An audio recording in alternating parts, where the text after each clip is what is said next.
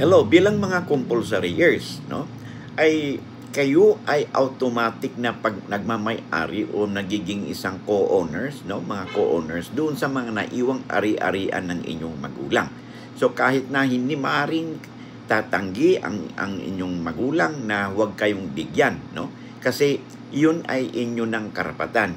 Kayo ay bahagi na ng co-ownership ng mga naiwang ari-arian ng inyong magulang, inyong tatay. So, pag hindi siya pumayag, alinman sa inyo, no, ay maaari mag-file ng petition sa korte for partition, no, upang sa ganun ay makuha ninyo ang inyong parte ng inyong mana.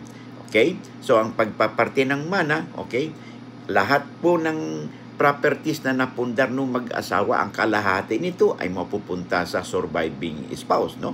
Sa inyong nanay, kung sa may inyong buhay pa. Okay? Yung natirang kalahati ay equally divided sa lahat ng mga anak at kasama din ng inyong ina, kasi kayong lahat ay may tuturing na compulsory heirs kasama na inyong ina bilang isang surviving spouse. Okay?